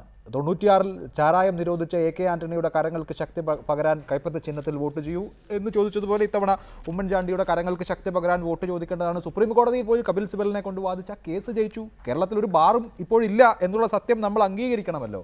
ഇവിടെ കെ ബാബു രാജിവെക്കുന്നു അല്ലെങ്കിൽ KM മാണി രാജിവെക്കുന്നു എന്നുള്ളത് കൊണ്ട് മദ്യനയം ഉണ്ടാക്കുന്ന ഇമ്പാക്റ്റിൽ ഒരു മാറ്റവും വരുന്നില്ലല്ലോ. ഇല്ല, അങ്ങനെയല്ല. മദ്യനയം അവർ ആത്മാർത്ഥമായിട്ട് ഞങ്ങൾ അധികാരത്തിൽ വന്നാൽ എല്ലാ ബാറും പൂട്ടിക്കും എന്നൊരു വാഗ്ദാനം കൊടുക്കുകയും പണ്ട് രാമറാവു ആന്ധ്രയിൽ ചെയ്ത പോലെ, ആന്ധ്രയിൽ രാമറാവു സത്യപ്രതിജ്ഞ ചെയ്തപ്പോൾ ആദ്യം തന്നെ ചെയ്തതെന്ന് വെച്ചാൽ ചീഫ് സെക്രട്ടറി ഒരു ഫയലായിട്ട് വരികയാണ്. അദ്ദേഹം അതിൽ ഒപ്പിടുന്നു. എന്നിട്ട് ആ ഫയലിലുള്ള ഇത് വായിക്കുന്നു, ഉത്തരവ് വായിക്കുന്നു. ആന്ധ്രാപ്രദേശിലെ എല്ലാ ചാരായ ഷാപ്പുകളും പൂട്ടിയിരിക്കുന്നു. ഇപ്പോൾ നിതീഷ് കുമാർ അതാണ് ചെയ്തിട്ടുള്ളത് ബീഹാറിൽ. അങ്ങനെ ഒരു തെരഞ്ഞെടുപ്പ് വാഗ്ദാനം വെച്ച് അതിൻ്റെ അടിസ്ഥാനത്തിൽ പൂട്ടിക്കുകയാണെങ്കിൽ നമുക്ക് അംഗീകരിക്കാം. പക്ഷേ രാമറാവു പ്രഖ്യാപിച്ച ചാരായ നിരോധനം അദ്ദേഹം തന്നെ പിൻവലിച്ചു പിന്നീട്. കാരണം വെച്ചാൽ വ്യാജമദ്യം വളരെ വ്യാപകമായി. ഈ ചാരായം നിരോധിച്ചുകൊണ്ട് ആളുകൾ കുടി നിർത്തുമല്ലോ. സിദ്ദിഖ് പറഞ്ഞ പോലെ 2024 ആകുമ്പോൾ കേരളത്തിലെ എല്ലാ കുടിയന്മാരും കുടി നിർത്തി കേരളത്തിൽ വിദേശ മദ്യത്തിന് പകരം ആൾക്കാർ ജീരവെള്ളം കുടിക്കുകയാണെങ്കിൽ, അല്ലെങ്കിൽ മോരും വെള്ളം കുടിക്കുകയാണെങ്കിൽ, കരിക്കും വെള്ളം കുടിക്കുകയാണെങ്കിൽ ഞാൻ ഏറ്റവും അധികം സന്തോഷിക്കുന്നതാണ്. ഖദറിട്ട് TV ചർച്ചയ്ക്ക് പോകാൻ ഞാൻ തയ്യാറാണ്. പക്ഷേ പ്രശ്നം എന്താ, ആരും കുടി നിർത്തുന്നില്ല. അവിടെയല്ലേ പ്രശ്നം. അതിന് നിൽക്കട്ടെ. കൂടി നിർത്തുന്നില്ലെങ്കിലും ഇപ്പോൾ സത്യത്തിൽ ഒരു വിധത്തിൽ ഞാൻ അതിനെ അംഗീകരിക്കും. കാരണം വെച്ചാൽ പഴയ പോലെ കത്തിക്കുത്ത് കേസുകൾ ഉണ്ടാകുന്നില്ല. കുത്തുകേസുകൾ കുറഞ്ഞിട്ടുണ്ട് ഈ ബാർ പൂട്ടിയ പിന്നെ. കുടി നിർത്തിയിട്ടില്ല, കാരണം ആൾക്കാർ വീട്ടിൽ കൊണ്ടുവച്ച് കുടിക്കാൻ. പിന്നെ റോഡ് അപകടങ്ങൾ കുറഞ്ഞിട്ടുണ്ട്. രണ്ട് കാര്യങ്ങൾ നല്ലതാണ്. ഞാൻ ഇതിൻ്റെ നല്ല വശത്തെ അംഗീകരിക്കുന്ന ആൾ, എനിക്കൊരു വിരോധമില്ല. ബാർ പൂട്ടണം എന്നാണ് എൻ്റെ അഭിപ്രായം. ബാർ പൂട്ടിയിട്ട് ബിവറേജിൻ്റെ ഔട്ട്ലെറ്റുകൾ കൂടുതൽ തുറക്കണം. കാരണം മദ്യത്തിൻ്റെ ലഭ്യത കുറഞ്ഞു പോരുന്നത്, ആൾക്കാർക്ക് കുടിക്കാനുള്ള സ്വാതന്ത്ര്യം വേണം. കാരണം ഈ ബാറുകാരുടെ കൊള്ളലാഭം തീരണം. ശരി, ശ്രീ ബിനോയ്, ഇവിടെ ബാബു രാജിവെക്കുമ്പോൾ ബിജു രമേശ് ഉന്നയിച്ചിട്ടുള്ള ആരോപണങ്ങളൊക്കെ ശരിയാണ് എന്ന് വരികയാണോ? ഞാൻ പറഞ്ഞല്ലോ, തീർച്ചയായിട്ടും അത്തരത്തിൽ തന്നെയാണ്. കാരണം കെ ബാബു ഇന്നിപ്പം കോടതിയിൽ ഒരു പരാമർശം ഉണ്ടായതുകൊണ്ട് അദ്ദേഹം രാജിവെച്ചു. അപ്പൊ വരും ദിവസങ്ങളിൽ ബിജു രമേശ് ഉന്നയിച്ചിട്ടുള്ള ബാക്കിയുള്ള എല്ലാ മന്ത്രിമാരുടെയും നേരിലുള്ള കൂടുതൽ തെരുവുകൾ മുമ്പിൽ ജനത്തിന്റെ മുമ്പിൽ നിരത്തും എന്നുള്ള ഒറ്റ പ്രതീക്ഷയാണ് നമുക്ക്. അല്ല, അതിൽ വളരെ സ്പെസിഫിക് ആയി അദ്ദേഹം ഉന്നയിച്ച ആരോപണം ഒരു ബാർ ലൈസൻസിന് 25 ലക്ഷം എന്നുള്ള രീതിയിലായിരുന്നു കെ ബാബു കോഴ വാങ്ങിയിരുന്നത്. അതിന് ബിനോയെ ഏജന്റായി വെക്കുകയായിരുന്നു. അതായത് ബാർ ലൈസൻസ് വേണ്ട ആളുകൾ ബിനോയ്ക്ക് 25 ലക്ഷം രൂപ കൊടുക്കണമായിരുന്നു. അപ്പോൾ അതും ശരിയാണോ? അതൊക്കെ ഇപ്പം ബിജു രമേശ് ഓരോന്ന് പറയുന്നതിന് കൃത്യമായ മറുപടി ഒന്നും എനിക്ക് പറയണമെന്നില്ല. കാരണം അതൊന്നും മറുപടി അർഹിക്കുന്ന കാര്യങ്ങളല്ല. അല്ല, താങ്കളല്ലേ പറഞ്ഞ ബിജു രമേശ് പറഞ്ഞ കാര്യങ്ങളൊക്കെ ശരിയായി വരികയാണ്. അല്ല, കെ ബാബുവിനെ പിക്ചറിൽ പോയല്ലോ. കെ ബാബു എന്ന് പറഞ്ഞ ആള് ഇപ്പൊ മന്ത്രിസ്ഥാനം രാജിവെച്ചുകൊണ്ട് ഇപ്പൊ ശവത്തെ കുത്തുന്ന ഒരു കാര്യമില്ലല്ലോ. അത് മാറ്റി നിർത്ത്. ഇനി ബാക്കി ബിജു രമേശ് ഉന്നയിച്ച ആരോപണങ്ങളിൽ ഏറ്റവും കാതലായ ആരോപണം അദ്ദേഹം എന്ന എക്സൈസ് മന്ത്രി വലിയ തോതിൽ പിരിവ് നടത്തുന്നു എന്നുള്ളതാണല്ലോ. 25 ലക്ഷം രൂപ ഒരു ബാർ ലൈസൻസിന് ബിനോയെ ഉപയോഗിച്ച് വാങ്ങുന്നു. 15 ലക്ഷം രൂപ ഒരു ബിയർ വൈൻ പാർലറിന് ബിനോയെ ഉപയോഗിച്ച് വാങ്ങുന്നു. ഇങ്ങനെ അദ്ദേഹം കൊടുത്തിട്ടുള്ള എല്ലാ ബിയർ ആൻഡ് വൈൻ പാർലറിനും എല്ലാ ബാറിനും ഇത്തരത്തിൽ പണപ്പിരിവ് നടത്തിയിട്ടുണ്ട് എന്നുള്ളതാണ് അദ്ദേഹത്തിന്റെ ആരോപണത്തിന് ഏറ്റവും കാതൽ. ഇത് മജിസ്ട്രേറ്റിന് മുൻപാകെ കൊടുത്തിട്ടുള്ള മൊഴിയാണ്, 164 സ്റ്റേറ്റ്മെന്റ്. താങ്കൾക്ക് അറിയാമല്ലോ. അപ്പോൾ അത് ശരിയാണെന്നുള്ള കാര്യം താങ്കൾ സമ്മതിക്കുകയാണോ? ഇല്ല, അതിന്റെ കാര്യങ്ങൾ വരട്ടെ, അതിലേക്കൊക്കെ നമുക്ക് കിടക്കാം. ബാക്കിയുള്ള മുതിയുള്ള കാര്യങ്ങൾ പറയാം. സിദ്ദിഖ് അവിടെ നിന്ന് കോരം പ്രവേശിക്കുന്നത് കേട്ടില്ലേ? ഇത് ഓരോ സ്ഥലത്തും കാലാകാലങ്ങളിലുള്ള ജനങ്ങളുടെ വോട്ട് തട്ടിച്ചെടുക്കാൻ വേണ്ടി മാത്രം ഉണ്ടാകുന്ന പോളിസിയാണ്. അത് ഇവിടെയാണേലും ബീഹാറിലാണേലും നിതീഷ് കുമാർ ചെയ്താണെങ്കിലും. ശരി, പോളിസിയോടാണ് താങ്കൾക്ക് വിഷമം. ഞാൻ ചോദിക്കുന്ന ചോദ്യത്തിന് പക്ഷേ താങ്കൾ വളരെ കൃത്യമായ ഒരു ഉത്തരം നൽകുന്നില്ല. ബാർക്കോഴയിൽ 2ാം വിക്കറ്റും വീണിരിക്കുന്നു. മന്ത്രി കെ ബാബു രാജിവെച്ചിരിക്കുന്നു. ഇതുമായി ബന്ധപ്പെട്ട് ഗൂഢാലോചന സിദ്ധാന്തം അവതരിപ്പിച്ചുകൊണ്ടാണ് മന്ത്രി കെ ബാബു രാജിവെച്ച് പുറത്തു പോകുന്നത്. ആ സാഹചര്യത്തിലായിരുന്നു ഈ ചർച്ച. വളരെ നന്ദി ചർച്ചയിൽ പങ്കെടുത്തതിന് Shri Biju Ramesh, Shri T Siddique, advocate Jayashankar, Shri V S Sunilkumar MLA, Shri elegance Binoy. ഇടവേളയ്ക്ക് ശേഷം എഡിറ്റേഴ്സ് അവർ കാണാം. നമസ്കാരം.